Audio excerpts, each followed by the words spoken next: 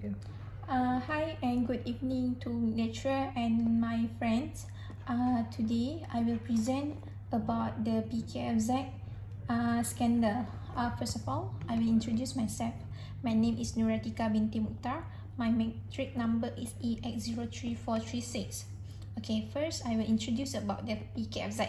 So, introduction of Pkfz. Pkfz is a Port Klang free zone.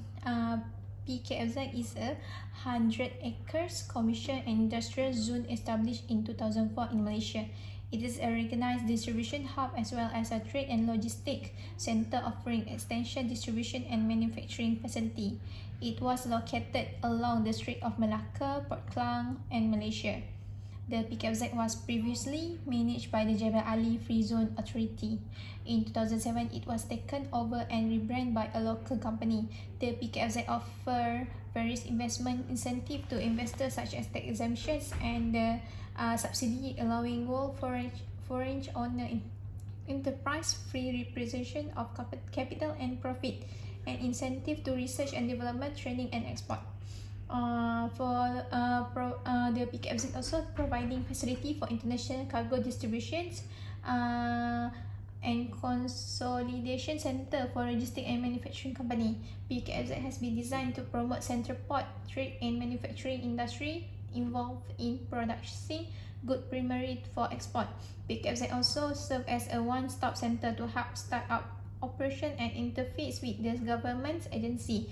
Pkfz connected to over 120 countries and 500 ports around the world. The Pkfz also ranked as 12th ranked port in 2014 in terms of truck out volume. Okay, this was a timeline for Pkfz scandal. In this timeline, we can see the issue occur in the Pkfz scandal. On 24 March 1999, Cabinet approved the Pkfz project, which was modeled after the Jebel Ali Free Zone in Dubai. It was part of strategy plan to transform Port Klang into a national load center and regional tranship hub. The original cost in 2001 was RM 1.957 billion. On 27 June 2001, the Port Klang Authority, which owned Pkfz, entered into a memorandum of understanding with Jebel Ali Free Zone International. On 24 October 2003, appointed the Dubai company to operate and manage Pkfz for RM 12.3 million over 15 years up to 2018. In November 2009, Pkfz was launched. On July 2007, Pkfz service was terminated. The first sign of troubles was detected when it was reported that a Pkfz official, which is a Noel Gulliver, who was Pkfz general manager, was taken away by the immigration department because of not having a valid working permit. On 30 August 2007, a local newspaper reported that Pkfz has pulled out of the deal of managed Pkfz due to political interference vested interests. It was also reported that there was a friction between officials of Pkfz and PKA, and that led to Transport Minister Datuk Sri Chang Kok Choi about some of these problems went unanswered. On 15 August 2007, Public Accounting Committee Chairman Datuk Shahrid Abdul Samad said news. On 4 September 2007, the government announced the approval of a soft loan to PKA. Minister of Finance issued a 20-year soft loan worth RM 4.932 billion to fund Pkfz. The total project cost rose to RM 7.453 billion due to interest payment. On 6 September 2007, PKA General Manager Datin Paduka O. Sipang, an official from the Transport Minister, appeared before the PSC, but the committee was dissatisfied with the answer pertaining to project finance. PSC again visited Pkfz on October 18, but still came with more question than answer. On May 2008, Pkfz appoint audit firm PwC PricewaterhouseCoopers at Business Service Neighbourhood to conduct an independent overall audit on the account of the Pkfz project following on the 30 June 2008, PKA signed a loan agreement for RM920 million with the government. On 31st December 2008, it was reported that only 77 units out of a total 512 units of the light industrial unit LIU in Pkfz were rented out. The low occupy of 40% could not generate sufficient revenue to cover its operating expenses. On 29 April 2009, Minister of Transport Datuk Sri Ong Tee Kiat ordered the release of the Pkfz report within a year due to some technical issue. The findings by the PwC were only made public on 29 May 2009. On 10 June 2009, Ong Tee Kiat announced the setting up of a special task force to make recommendations to PKA on how to rectify the wrong and pursue appropriate legal action in respect of the Port Klang Free Zone audit report. On 22 June 2009, Ong told the Dewan Rakyat that Pkfz entire project cost could reach RM12.453 billion by 2051 if not interventions and efforts are made to promote it. In 11 August 2009, PKA lodged a police report over billing descriptions of between RM5,000 million and RM1 billion following a task force finding. The report was lodged by PKA chairperson Datuk Lee Hua Beng, again developer KDSB and BTA architect of a possibility fraudulent claim. On 12 August 2009, KDSB Chief Executive Officer Datuk Sri Tiong King Sing hit back, alleged that he has given a loan of RM10 million to Ong. Tiong is the Bintulu MP, Chairman of the Barisan Bashers Club and Treasury General of the Sarawak Progressive Democratic Party. On 24 August 2009, Ong filed a strategic RM500 million lawsuit against the Tiong over the RM10 million donation claim. On 26 August 2009, Osipang was named among 4 parties was being responsibility for the Pkfz scandal in a report lodged with the Malaysian Anti-Corruption Commission by PKA Chairman Lee Hua Beng. On 31st August 2009, a statement from the Prime Minister Officer said that the government was committed to the investment into the Pkfz issue. It said that the relevant authorities, including PAC, were already conducting their investigation into the alleged wrongdoing, and it was the best that they be allowed to complete the investor. On 3 September 2009, Osipang started the PAC when she claimed that she did not know what a cash flow project meant, leading the PAC to conduct the poor management failed Pkfz. On 8 October 2009, Pkfz through its lawyer, screener and co-filed a suit against Pang for breach of her fiduciary, contractual and common law duty to PKA over the Port Klang Free Zone multi-billion ringgit fiasco. On 10 December 2009, Osipang and 2 others were charged with a criminal breach of trust and for making false claim in the Klang Session Court. She claimed trial to 3 charges of CBT amount to RM254 million. She was granted bail of RM350,000 and her passport will be imposed only for January 12 to facilitate her travel to the United States. The court filed February 4 for mention of the case. So this is the Pkfz financial problem.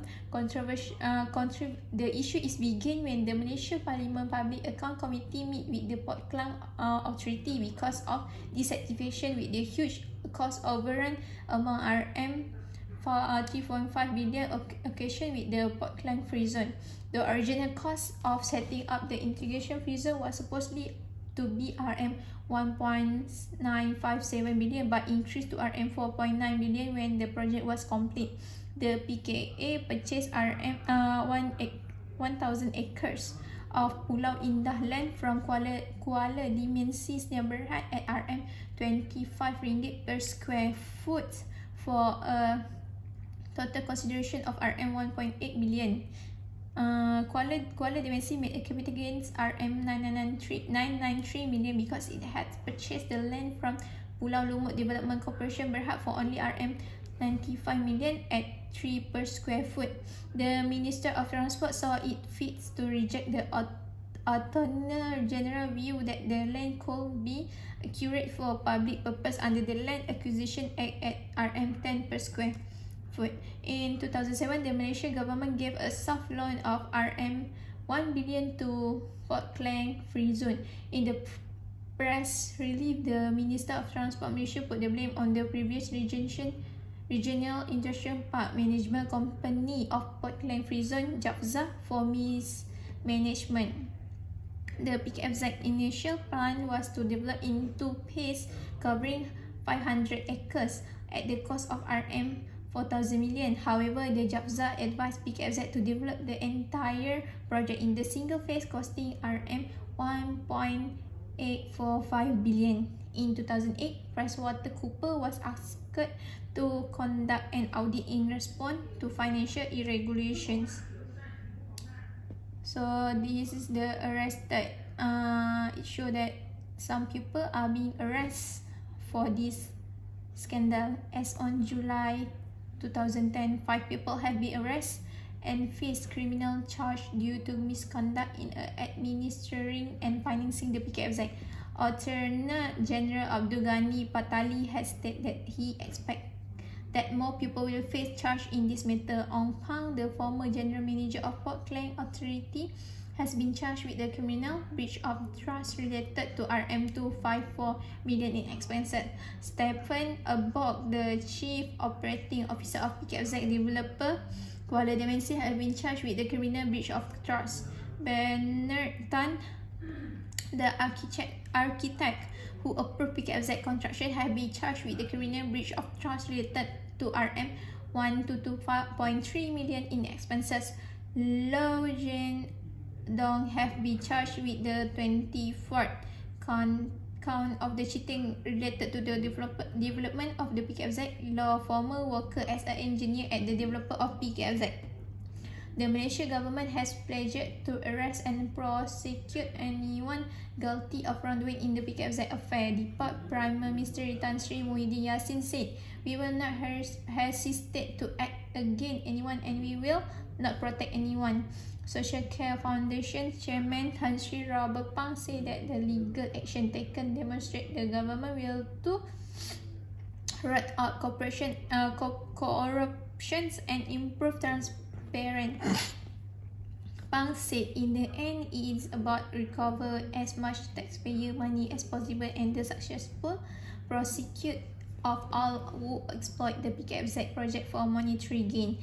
Pang, who is also member Malaysian Anti-Corruption Agency Advisor Board, also expressed his confidence that the government could handle the matter fairly due to Prime Minister Najib pledged that no one could receive special protection.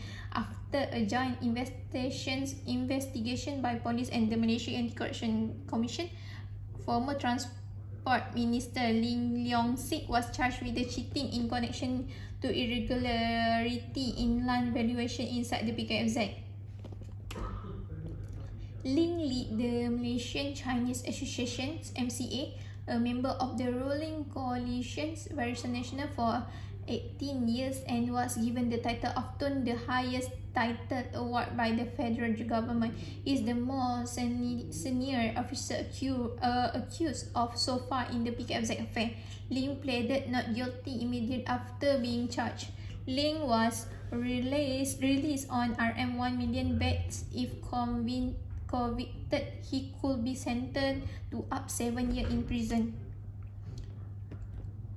So these cases is about the whistleblower as a part of the broader government transformation program, and in response to the Port Klang Free Zone financial program, the Malaysia Transport Minister has adopted a whistleblower policy to protect people who report corruptions related to Malaysia Report.